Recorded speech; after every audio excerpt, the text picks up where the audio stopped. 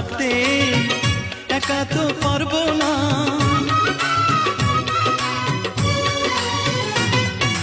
না না ভেঙো না আমার মন, আমি তোমার খুব আপনজন। মিষ্টি মিষ্টি কথায় আমার একটু বলে যাও, ও সাথী আমার তুমি কেন চলে যাও, ও সাথী আমার তুমি কেন চলে যাও।